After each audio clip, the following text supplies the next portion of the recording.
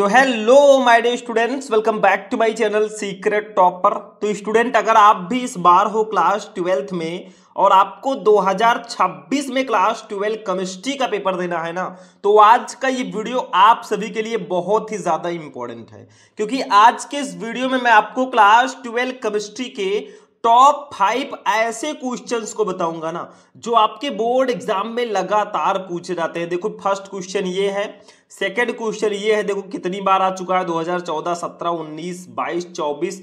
Third question आपका ये है, ये भी देख लो कितनी बार आपके बोर्ड एग्जाम में आया है। फोर्थ क्वेश्चन आपका ये है, और लास्ट वाला जो हमारा क्वेश्चन वो फाइनली ये है। तो ये पांचों क्वेश्चन आज के इस वीडियो में हम एक एक करके पढ़ने वाले हैं। तो अगर आपको भी 2026 में केमिस्ट्री का पेपर देना है तो ये 5 क्वेश्चन जरूर पढ़ लेना। तो ले लो कॉपी और पेन और बैठ जाओ हमारे साथ और इन एक एक क्वेश्चन को देख लो। भले ही टाइम लग जाए, लेकिन आज ये क्वेश्चन हम फाइनल करके रहेंगे।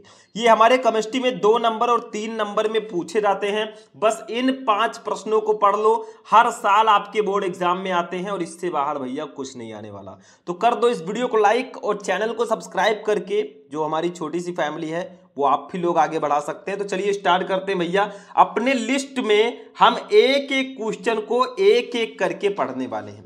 देखो, सबसे पहले मैंने इस क्वेश्चन को रखा है। बेसिकली ये एक न्यूमेरिकल है और आप केमिस्ट्री पढ़ रहे हैं, आपको न्यूमेरिकल ना दिया जाए, ऐसा कैसे हो सकता है। तो यही वाला फर्स्ट क्वेश्चन हमने यहां पे नोट किया है और हम यहीं पे इस न्यूमेरिकल को सॉल्व करेंगे। बेसिकली ये न्यूमेरिकल हमारे विलयन चैप्टर से लिया गया है, ध्यान से समझना।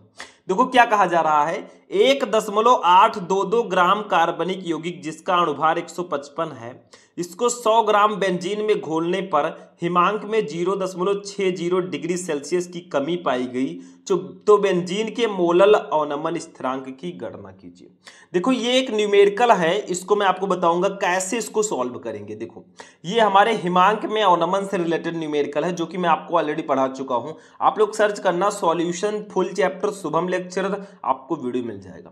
देखो, 1.822 ग्राम कार्बनिक यौगिक, इसको 100 ग्राम बेंजीन में घोला गया। तो इसमें विलेय क्या है, विलायक क्या है। देखो, ये विलेय है क्योंकि इसकी मात्रा कम है, ये विलायक है क्योंकि इसकी मात्रा ज्यादा है। जब दोनों को घोला गया तो हिमांक में 0.60 डिग्री सेल्सियस की कमी पाई गई, मतलब हिमांक में अवनमन। तो जो जो दिया गया उसको हम पहले लिखेंगे। पहले हम लिखेंगे विलेय का भार। क्या लिखेंगे, विलेय का भार। इसको हम लोग डिनोट करते हैं स्मॉल w से, और ये हमें दिया गया है फाइनली कितना, 1.822 ये हमें दिया गया। ठीक है, उसके बाद में इसका अणुभार भी दिया गया, यानी कि विलेय का अणुभार। देखो, न्यूमेरिकल सॉल्व करने का सबसे बेसिक तरीका है ना, आपको जो जो दिया जाए पहले उसको लिखो, वैल्यू जितना है उसको कलेक्ट करो, ये बेसिक तरीका है। ठीक है, तो विलेय का जो अणुभार है m से इसको डिनोट करते हैं, ये 155 हमें दिया गया है। ठीक है, उसके बाद देखो 100 ग्राम इसको बेंजीन में घोला जा रहा है, यानी कि बेंजीन जो है ये विलायक होगा। तो हमें दिया गया है अब विलायक का भार। ठीक है, और इसको हम लोग डिनोट करते हैं कैपिटल W से। जैसे विलेय के भार को स्मॉल w, तो विलायक के भार को कैपिटल W से डिनोट करते हैं, और ये हमें दिया गया 100 ग्राम। उसके बाद में जब इनको घोला गया विलेय और विलायक को ना, तो हिमांक में 0.60 डिग्री सेल्सियस की कमी पाई गई, यानी कि हिमांक में अवनमन, हिमांक में अवनमन, इसको हम लोग डिनोट करते हैं बच्चों डेल्टा TF से।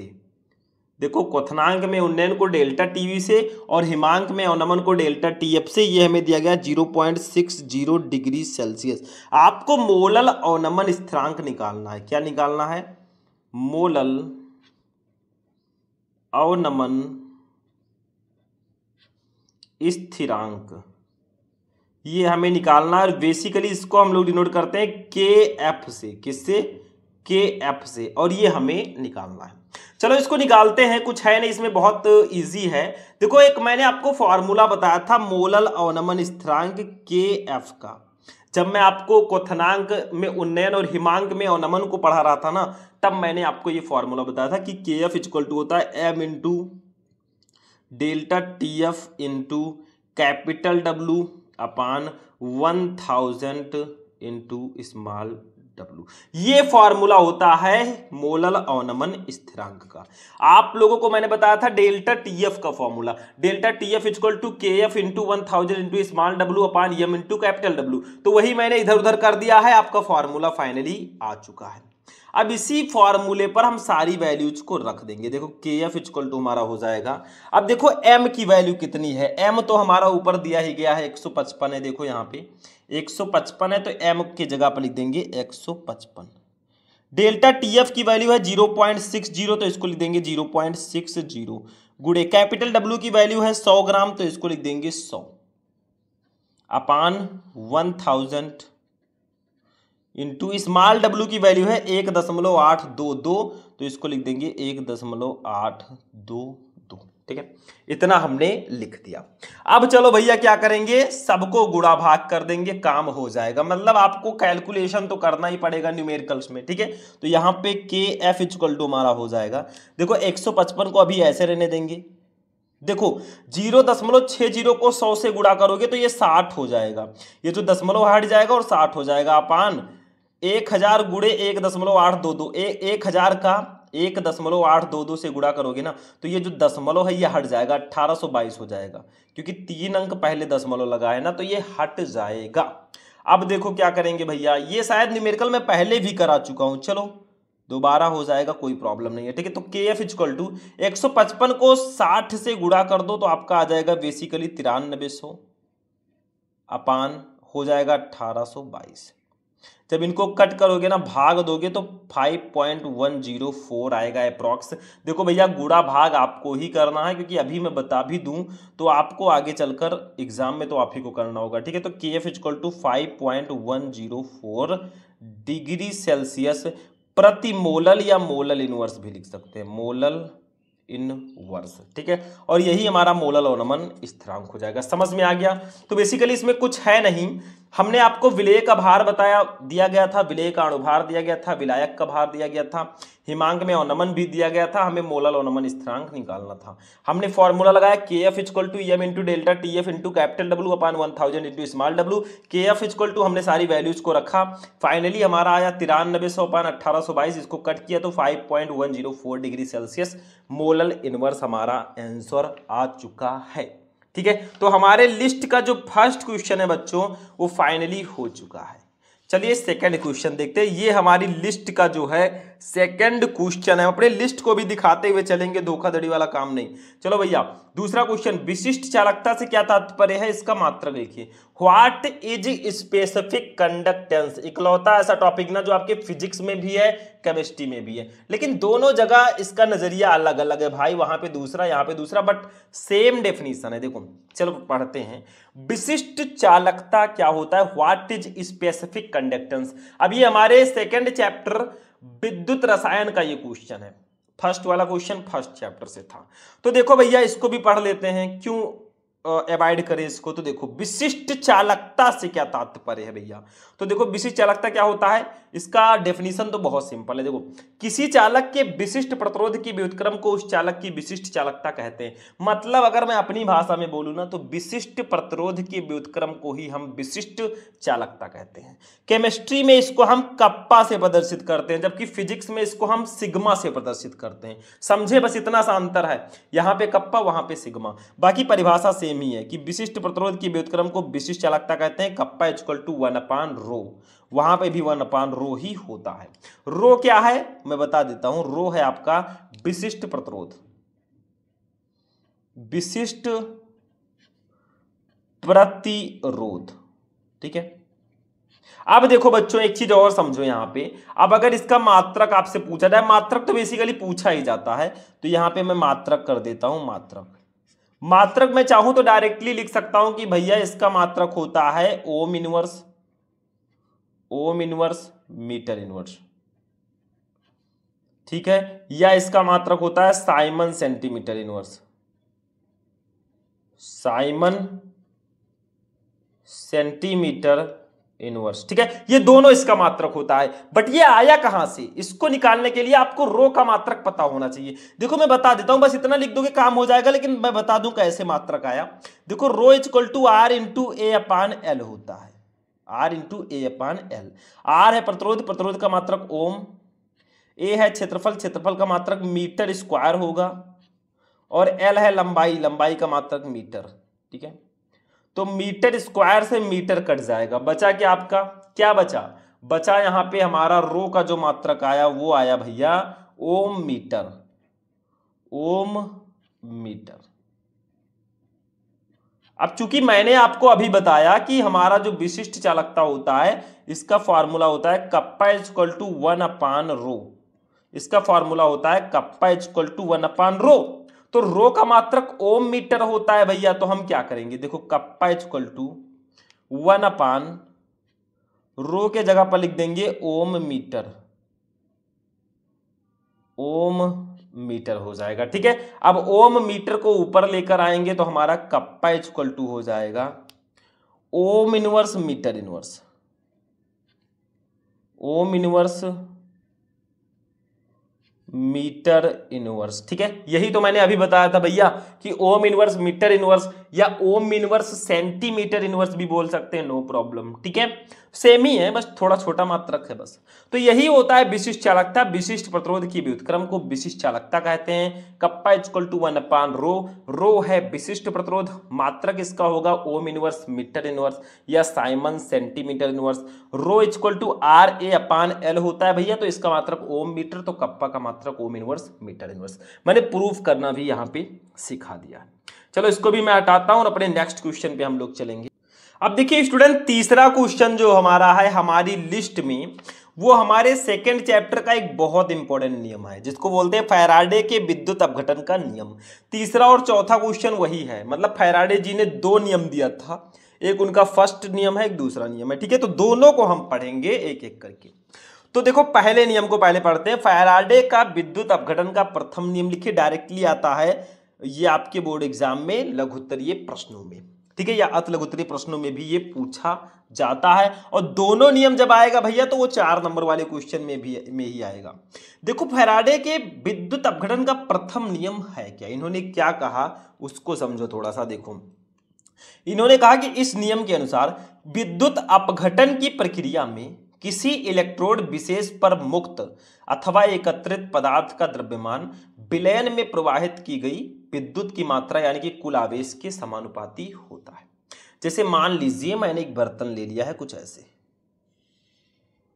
ये मैंने ले लिया एक पात्र। अब इस पात्र में क्या है, विद्युत अपघट्य है। ठीक है, क्या है, इसमें जो है विद्युत अपघट्य है।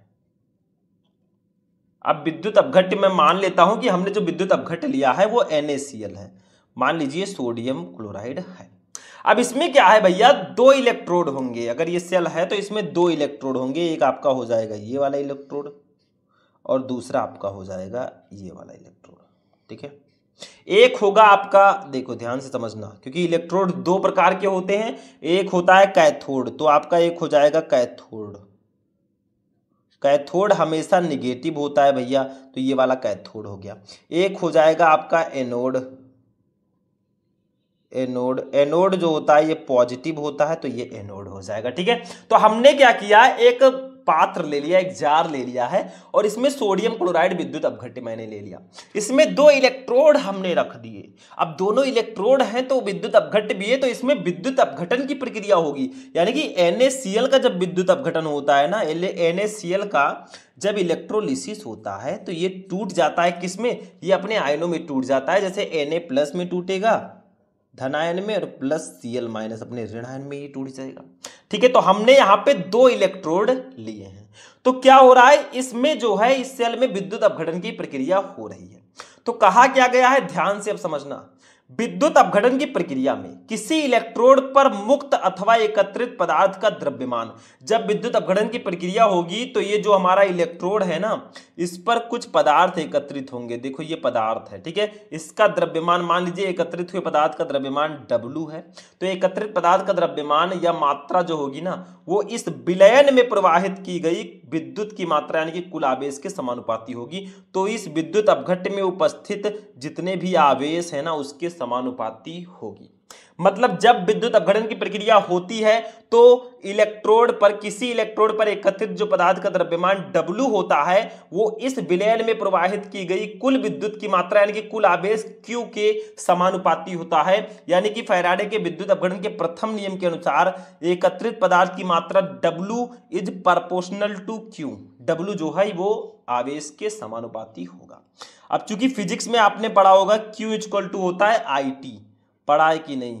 ठीक है, Q इक्वल टू IT होता है यानी कि आवेश इक्वल टू समय इंटू धारा, धारा और समय के गुणनफल को भी आवेश कहते हैं। तो W समानुपाती हो जाएगा Q के जगह पर IT कर देंगे। अब जब समानुपाती के चिन्ह को हम हटाएंगे तो W बराबर हो जाएगा, एक समानुपाती स्थिरांक जुड़ जाएगा Z, तो ZIT हो जाएगा। ठीक है, ये हो जाएगा हमारा फॉर्मूला। यहाँ पे Z क्या है? देखो I तो धारा है, W है एकत्रित पदार्थ की मात्रा, Z है हमारा समानुपाती स्थिरांक, समानुपाती स्थिरांक, या इसी को हम लोग बोलते हैं भैया विद्युत रासायनिक तुल्यांक। विद्युत रासायनिक तुल्यांक।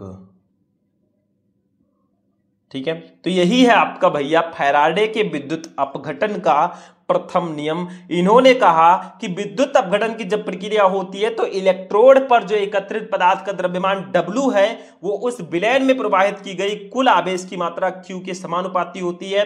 तो W समानुपाती Q, Q equal to IT, तो W समानुपाती IT। जब समानुपाती के चिन्ह को हमने हटाया तो W इक्वल टू ZIT आया।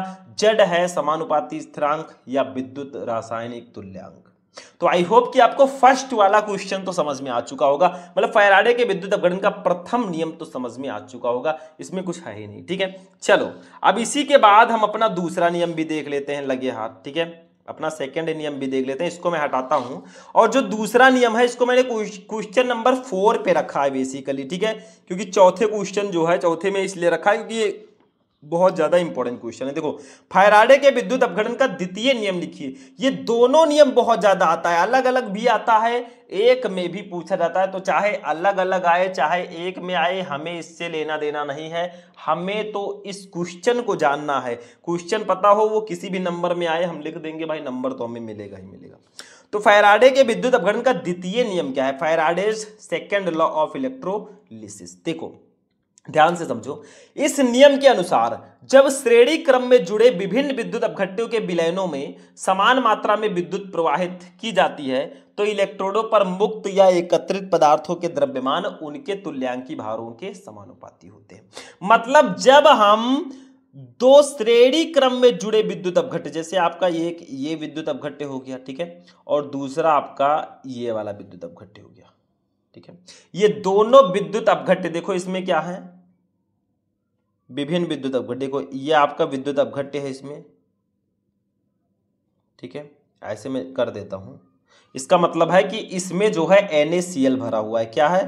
NaCl, और इसमें भी है NaCl। ठीक है, अब देखिए क्या है, वो इलेक्ट्रोड तो होंगे ही जो इलेक्ट्रोड वहां पे थे। देखो ये आपके इलेक्ट्रोड हो गए, नाम तो मैंने बता ही दिया ऑलरेडी, कैथोड एनोड। ये इलेक्ट्रोड जो है ना ये विद्युत अपघट्य में डूबे रहते हैं, ये ध्यान देना। तो ये आपके हो गए भैया इलेक्ट्रोड हो गए। जैसे एक आपका निगेटिव हो गया और एक पॉजिटिव हो गया, एक कैथोड निगेटिव एनोड पॉजिटिव, ये भी निगेटिव ये भी पॉजिटिव। मतलब मेरे कहने का है यहां पे दो विद्युत अपघट्यों को श्रेणी क्रम में जोड़ा गया है। देखो इन दोनों को श्रेणी क्रम में जोड़ दिया गया है और इनमें जो है समान मात्रा में धारा भी प्रवाहित की जा रही है, समान मात्रा में विद्युत धारा भी इसमें बह रही है। तो वही कहा गया। अब देखो ध्यान से, इस नियम के अनुसार जब श्रेणी क्रम में जुड़े विभिन्न विद्युत अपघट्यों, देखो ये जो श्रेणी क्रम में दो विद्युत अपघट्य को मैंने जोड़ा है, ये 3 भी हो सकते हैं, 4 भी हो सकते हैं, विभिन्न प्रकार विभिन्न विद्युत अपघट्य भी हो सकते हैं। जब इनमें समान मात्रा में विद्युत या धारा को प्रवाहित किया जाता है ना, तो इलेक्ट्रोडों पर मुक्त अथवा एकत्रित पदार्थ का द्रव्यमान, तो इनके जो इलेक्ट्रोड हैं इन पर जो एकत्रित पदार्थ का द्रव्यमान होगा वो किसके बराबर होगा? उनके तुल्यांकी भारों के समानुपाती होगा। यहाँ पे तुल्यांकी भार के वो समानुपाती होगा। यानी कि मान लीजिए इस पहले विद्युत अपघट्ट पे पहले इलेक्ट्रोड पे एकत्रित पदार्थ की मात्रा W1 है, तो ये समानुपाती होगा E1 के। E है तुल्यांकी भार, तो E1 होगा पहले के लिए तुल्यांकी भार, ठीक है। और W2 है दूसरे इलेक्ट्रोड पर एकत्रित पदार्थ का द्रव्यमान दूसरे विद्युत अपघट्ट के इलेक्ट्रोड पे, तो ये समानुपाती होगा E2 के। मतलब इसमें क्या होगा, इसमें जो इलेक्ट्रोड पर एकत्रित पदार्थ का द्रव्यमान W1 होगा उनके तुल्यांकी भार के यहाँ पे समानुपाती होगा, ठीक है। तो W1 समानुपाती E1, W2 समानुपाती E2। इसको हम ऐसे भी लिख सकते हैं भैया, W1 upon W2 equal to लिख सकते हैं हम E1 अपान E2, ऐसे भी तो लिख सकते हैं, मतलब सेम ही है, ठीक है। तो ये भी हम इसको लिख सकते हैं। लेकिन मैंने आपको बताया है कि W इक्वल टू, चूंकि मैंने आपको बताया है W इक्वल टू क्या होता है, ZIT, पहले नियम में मैंने बताया ZIT मैंने बताया है। तो यहां पे W1 के जगह पर हम लिख देंगे Z1IT और W2 के जगह पर रख देंगे Z2IT, ठीक है। ऐसे रख देते हैं, equal to E1 upon E2 हो जाएगा। अब देखो IT से IT कैंसिल हो गया, अब यहां पे हमारा आ जाएगा finally Z1 upon Z2 equal to E1 upon E2। यानी कि जो उनका तुल्यांकी भार है ना, वो उनके विद्युत रासायनिक तुल्यांक के भी बराबर होता है, ये भी ध्यान रखना। एक चीज हम और भी लिख सकते हैं, हम यहाँ पे W1 upon W2 equal to E1 upon E2 भी लिख सकते हैं। क्यों? क्योंकि W1 upon W2 equal to Z1 upon Z2 भी लिख सकते हैं। क्यों? क्योंकि ये जो है E1 अपान E2 के बराबर है, तो ये Z1 upon Z2 equal to ये इसके बराबर है जब, तो W1 अपान W2 भी लिख सकते हैं। तो समझ में आया दूसरा नियम। इन्होंने कहा कि जब श्रेणी क्रम में जुड़े विभिन्न विद्युत अपघट्यों में समान मात्रा में विद्युत प्रवाहित की जाती है तो इलेक्ट्रोड पर एकत्रित पदार्थ का द्रव्यमान उनके तुल्यांकी भार के समानुपाती होता है। तो मैंने दो विद्युत अपघट्य ले लिए और इनमें जो इलेक्ट्रोड पर एकत्रित पदार्थ का द्रव्यमान है, पहले के लिए मैंने W1 मान लिया समानुपाती E1, उनके तुल्यांकी भार के समानुपाती है, E है तुल्यांकी भार। W2 समानुपाती E2 हो जाएगा। W1 upon W2 equal to E1 upon E2 हो गया। अब चूंकि हमें पता है W इक्वल टू ZIT होता है, तो W1 के जगह पर Z1IT, W2 के जगह पर Z2IT equal to E1 upon E2, तो Z1 upon Z2 equal to E1 upon E2 हो जाएगा। बस ये हो गया फैराडे के विद्युत अपघटन का दूसरा नियम, ठीक है। समझ में आ गया। यानी कि जो उनके तुल्यांकी भार हैं उनके विद्युत रासायनिक तुल्यांक के भी समानुपाती यानी कि बराबर होते हैं। चलो अब हम देखेंगे अपना पांचवा क्वेश्चन, जो कि हमारे इस वीडियो का लास्ट वन क्वेश्चन होगा। चलिए उसको भी देखते हैं। अब देखिए स्टूडेंट, हमारा जो लास्ट और 5 नंबर क्वेश्चन है ये एक न्यूमेरिकल है और बेसिकली ये भी हमारे चैप्टर नंबर 2 का ही न्यूमेरिकल है। देखो क्या है, ध्यान से समझना। 298 केल्विन पर 0.20 m ये हमें मोलरता दी गई है, ठीक है। m कैपिटल M है तो मोलरता। KCl विलयन की चालकता, विशिष्ट चालकता जो है वो 0.0248 साइमन सेंटीमीटर इनवर्स है। इसकी मोलर चालकता का परिकलन कीजिए। भैया ये NCERT का ये क्वेश्चन है और ये 3 बार आपके एग्जाम्स में भी आ चुका है, तो बेसिकली चांसेस बहुत ज्यादा। तो देखो हमें यहाँ पे दिया गया है विलयन की चालकता दी गई है, यानी कि विशिष्ट चालकता दिया गया है, और ये हमें मोलरता दी गई है। दो चीजें दी गई हैं, हमें मोलर चालकता निकालनी है। तो देखो चालकता जो हमें दी गई है, चालकता, इसको हम लोग डिनोट करेंगे कप्पा से, और ये हमें दिया गया है स्टूडेंट 0.0248 साइमन सेंटीमीटर इनवर्स, ठीक है, ये दिया गया है। दूसरी चीज दी गई है मोलरता, हमें दी गई है मोलरता, इसको हम लोग डिनोट करेंगे m से, और ये हमें दिया गया है 0.20 m, ये मोलरता दी गई है। हमें निकालना है मोलर चालकता, मोलर चालकता, इसको हम लोग डिनोट करते हैं लैम्डा m से, और ये हमें दिया गया स्टूडेंट, दिया नहीं गया, इसी को निकालना है। तो देखो एक फॉर्मूला होता है, बस फॉर्मूला, इसीलिए तो मैं कहता हूं फॉर्मूला आप लोग ज्यादा से ज्यादा याद करो। देखो अभी फॉर्मूले के दम पर कितना इजीली ये न्यूमेरिकल सॉल्व होगा। लैम्डा m इक्वल टू होता है कप्पा इंटू 1000 अपान मोलरता या यम भी लिख सकते हो, ठीक है। ये होता है फॉर्मूला हमारे मोलर चालकता का। अब इसी फॉर्मूले के बेसिस पर ये न्यूमेरिकल हम सॉल्व करेंगे और बहुत इजी हो जाता है। देखो लैम्डा एम इक्वल टू हो जाएगा, कप्पा की वैल्यू है 0.0248 और 1000 को हम ऐसे ही रहने देंगे, ठीक है। अपान मोलरता की वैल्यू है 0.20, ठीक है, इतना है। अब एक काम करो, थोड़ा इसको इजी करते हैं, पहले इसको सॉल्व कर ले। लैम्डा एम इक्वल टू, देखो 0.0248 को जब आप 1000 से गुणा करोगे ना तो ये 0.3 अंक इधर आ जाएगा, 1 2 3, यानी कि 24.8 हो जाएगा अपान 0.20 हो जाएगा। एक काम करो आप लोग, इसको इजी कर लो थोड़ा सा, 10 से ऊपर गुणा कर दो, 10 से नीचे गुणा कर दो, दोनों तरफ 10 से ऊपर नीचे गुणा कर दोगे तो लैम्डा एम इक्वल टू हमारा हो जाएगा। देखो ऊपर 10 से गुणा करोगे तो ये 248 हो जाएगा और नीचे 10 से गुणा करोगे तो ये 2 हो जाएगा। देखो ये दशमलव इधर आ जाएगा तो 2 हो जाएगा। इसको कट करोगे तो 2 1 जा 2, 2 2 जा 4, 2 4 जा 8, 124 ये आ जाएगा, 124, ठीक है। तो लैम्डा एम इक्वल टू हमारा आ गया 124 Simon centimetre square mole inverse, ये होगा मोलर चालकता का मात्रक। और फाइनली हमारा यही आंसर भी आ जाएगा। मतलब इसमें कुछ था नहीं, बहुत इजी था। हमें विशिष्ट चालकता कप्पा की वैल्यू दी गई थी 0.0248 साइमन सेंटीमीटर इनवर्स, मोलरता की वैल्यू 0.20 दिया गया था। मोलर चालकता निकालना था तो lambda M equal to kappa into 1000 upon मोलरता होता है। तो lambda M equal to kappa की वैल्यू 0.0248 इंटू 1000 अपान 0.20, इसको जब आप गुणा करोगे तो 24.8 अपान 0.20, 10 से ऊपर 10 से नीचे गुणा कर दो तो 248/2 और finally 124 Simon centimetre square mole inverse हमारा आंसर आ जाएगा। तो ये थे आपके क्लास 12 केमिस्ट्री के चैप्टर 1 एंड चैप्टर 2 के टॉप 5 ऐसे क्वेश्चंस जो आपके बोर्ड एग्जाम में लगातार पूछे जाते हैं। और ये क्वेश्चन भैया 2 नंबर 3 नंबर 4 नंबर वाले क्वेश्चन है, तो बिल्कुल भी मिस मत करना। तो आज का क्लास आपको कैसा लगा? बस वीडियो पसंद आए वीडियो को लाइक कर देना और कमेंट करके ये भी सजेस्ट करना कि आपको नेक्स्ट वीडियो किस टॉपिक पर चाहिए। तो चलिए फिर मिलते हैं किसी नेक्स्ट वीडियो में नेक्स्ट टॉपिक के साथ, तब तक के लिए जय हिंद।